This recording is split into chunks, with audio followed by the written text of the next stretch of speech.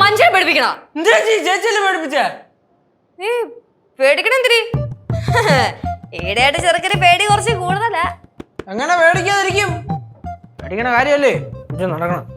നീ എന്ത് ഇവിടുന്ന് ആക്ഷനൊക്കെ കാണിച്ചോണ്ടിരുന്നേ? എന്തായാലും ചെറിയൊരു മാറ്റമുണ്ട്, കുഴപ്പമില്ല. കാര്യങ്ങളൊക്കെ കൈവിട്ട് പോയി തുടങ്ങി. ഇന്ന് പോയവിടുന്നു അയാൾ പോയി കൈവിട്ടു. ചേച്ചി ചേച്ചി എവിടെ പോണ്? എടാ നീ അല്ലേ ഇപ്പൊ പോവാൻ പറഞ്ഞേ? പോവാൻ പറഞ്ഞ ഉടനെ അങ്ങ് പോവൂ. പിന്നെ പോണ്ടേ? പോണ്ട. ചേച്ചി ഇപ്പൊ ചോദിച്ചില്ലേ ഞാൻ എന്റെ ഇവിടെ ആക്ഷൻ കാണിച്ചോണ്ടിരുന്നേന്ന്? ആ ചാച്ചിക്കൊരു കാര്യം അറിയൂ? നീ പറഞ്ഞാലല്ലേ അറിയുള്ളൂ. 2-3 ദിവസമായിട്ട് നമ്മുടെ റെസിഡൻസ് അസോസിയേഷനിലെ ചില ഫാമിലീസ് എന്നെ ചൂണ്ടാൻ നോക്കുന്നുണ്ട്.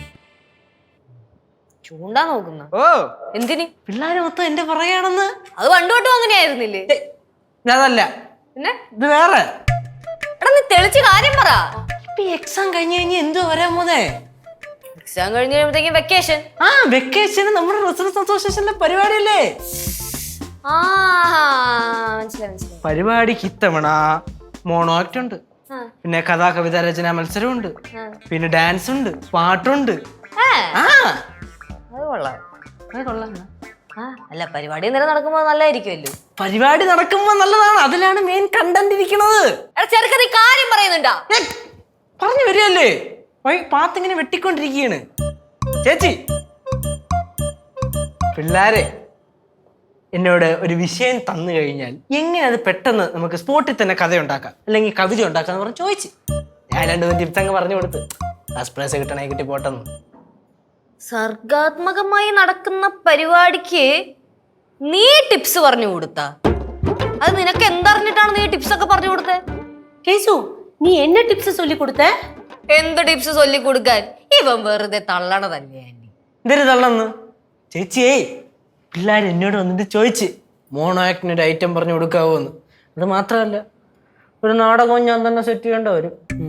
അടേങ്കപ്പാ നീ സൂപ്പർ താനേ, ഉനക്ക് എല്ലാമേ ചൊല്ലി കൊടുക്കാൻ മുടിയും.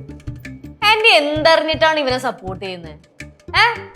എടാ നീ കലാപരമായി ഏത് കലയിലാണ് ശോഭിച്ചിട്ടുള്ളത്? പറ. പാട്ട് പാടാൻ അറിയോ? ഇല്ല. ഡാൻസ് കളിക്കാൻ അറിയോ? ഇല്ല. പിന്നെ നീ ആ പിള്ളേർക്ക് എന്ത് പറഞ്ഞു കൊടുക്കാനാണ് പോണത്? സത്യം പറഞ്ഞ കലാപരമായി ഒരു കലയും ഇല്ലാത്ത ഒരു അനിയനാണ് എന്റെ ഈ അനിയൻ.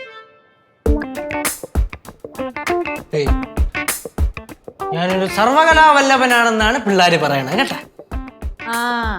അവന്റെ അച്ഛനും സർവകലാവല്ലഭനാണെന്നും പറഞ്ഞോണ്ടാണ്. പക്ഷെ അച്ഛന് കലയുണ്ട്. അച്ഛന് പാട്ട് പാടാൻ അറിയാം, ഡാൻസ് കളിക്കാൻ അറിയാം, നാടകം എഴുതാൻ അറിയാം, അതൊക്കെ ചെയ്യാൻ അറിയാം. ഇവനോ ആ വല്ലതും അറിയോ? ഇല്ലല്ലോ. ഇല്ല. ഫ്ലവേഴ്സ് സ്മാർട്ട് ഷോ ശനി ഞായർ ദിവസങ്ങളിൽ രാത്രി 9:30 ഫ്ലവേഴ്സിൽ.